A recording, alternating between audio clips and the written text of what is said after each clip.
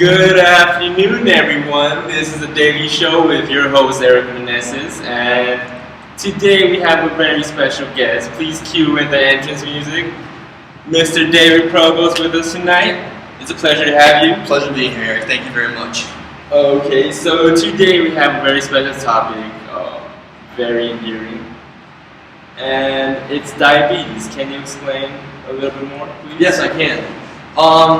I recently read the medical journal called Diabetes Over the Past 200 Years. And what it is it basically goes over the treatment of diabetes in the past 200 years, the improvements, or in some views, the lack of improvements. Nice. Fascinating. On to our first question. I understand that there are two types of diabetes, am I correct? Yes. Can you explain the difference between type 1 and type 2 diabetes? Yes, I can. Type 1 diabetes is purely genetic. It's if one side of your family and another side of your family each have a type 1 diabetic, then you have odds of becoming type 1 diabetic. Whereas if only one side does, you have a 0% chance.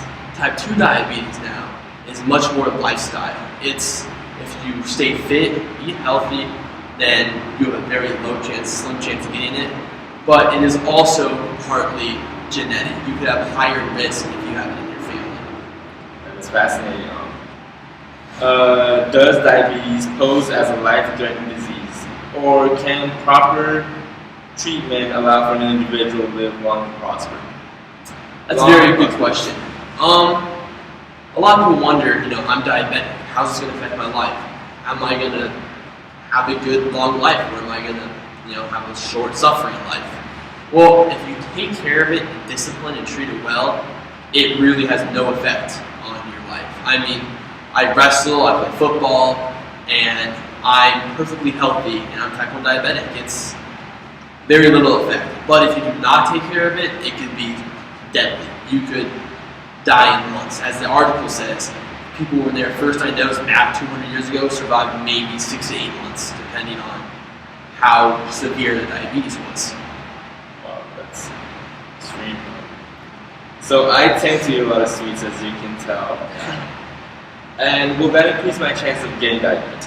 Well, for all those who celebrate Halloween out there, I know you did, big boy. I did. Eating a lot of sweets can affect your odds. It will increase your risk of type 2 diabetes. Now, if you work out and you exercise regularly, fitness with it, it will limit the risk, but it does have an effect on your chances of getting type 2 diabetes. And what are some other factors that can increase the probability of getting diabetes? Well, a big one for type 1 is genetic. It's all genetic. Either you're going to possibly have a chance of getting it, or you have 0 chance of getting it. Type 2 diabetes now is lifestyle and genetic combination. If you have a lot of people in your family that are type 2 diabetic, your odds increase. But if you're very fit, very healthy, the odds decrease. So type 2 is a lot more circumstantial, whereas type 1 is more black and white. Either it's in your family or it isn't. Oh, fascinating. Thank you. To our next question. How can you tell if you have diabetes? And what are some symptoms that can indicate you have diabetes? And what should you do if there is a possibility that you have diabetes? That's a very good question. Certain symptoms include radical weight loss. You'll lose unhealthy amounts of weight even if you're trying not to. For instance, when I was diagnosed, I was trying to gain weight, yet I lost 25 pounds in a week and a half. Another big symptom is you have a lot of urination. You'll go to the bathroom almost a dozen times a day. You'll drink tons of water, always be thirsty, and you'll start feeling generally sick. What you should do is you should see a doctor. It could be diabetes, but it could be many other things. Go see your professional doctor, only he can tell you whether it's diabetes or not. Okay, and on to our next topic. That was a great answer. The insulin pump. What is an insulin pump, and what does an insulin pump do? Well, I have a beautiful chart here. I can explain that for you. I will get out of your way. Now what this shows here is the blood sugar levels, 200, 120, 80, 60. Non-diabetic levels are between 120 and 80. And so a non-diabetic, their blood sugar will fluctuate just like this. Very small fluctuation. Now a diabetic will fluctuate like this because your pancreas is dead. You have very little control. What the insulin pump does is it tries to create almost a maximum and a minimum, so your fluctuation become smaller, closer to non-diabetic levels. And the closer you can get, the healthier, better control you will have. So that's basically what the insulin pump does, Eric.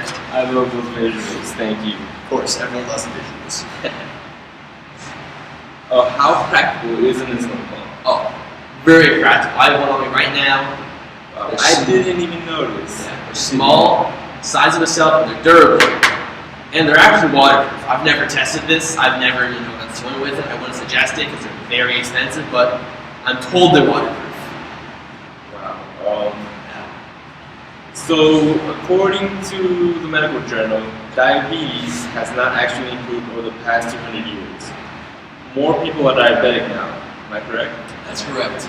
And the treatment is the same, just how it was given like 200 years ago, right? Yes. So, what is the view on this idea that it has not truly improved? There hasn't been a cure. Well, there's a lot of different views on this. For instance, Dr. Desmond, he says he relates diabetes to baseball. He says you could be a power pitcher or a finesse pitcher. A power pitcher just gets a 100-mile-an-hour fastball, whereas a finesse pitcher kind of plays with it a little bit. He says this is like diabetes. You could do it the old-fashioned way, the syringe and needles, or you could use the new technology called insulin pump. Both ways could be equally as effective if used correctly and disciplined. Whereas other doctors, such as Dr. Perlman, says that the insulin pump is life-changing. It will change the lives of millions, whereas in ways that the syringe and vial could never even come close to doing.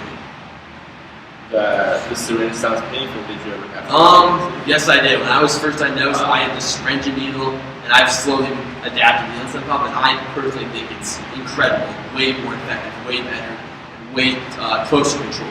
This is a brave man. I hate needles and I would never. You get used to it. You get used to it. Okay. And well, we are running out of time, so we're gonna head straight to questions our audience might have. And this one comes straight out of the Twitter feed from username S. My grandfather had diabetes. Does that increase the chances of diabetes in me? Well, to user S, it will increase your odds. Genetics do affect type 2 and type 1 diabetes. For type 1, unless another side of your family has it, don't worry about it, you will never get it.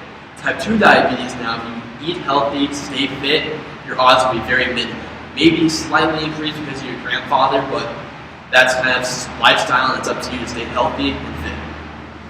Wow, amazing. And what are some ways that diabetes has affected your everyday life?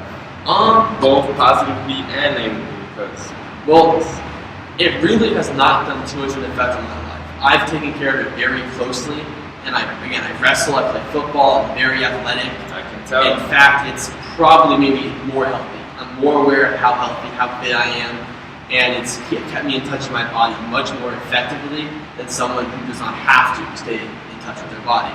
So me personally, it's only truly benefited me. He looks amazing now. Thank you, Eric. And that is all for today. Thank you for tuning in this beautiful day. And I hope you join us next week when we will have a synopsis on frogs.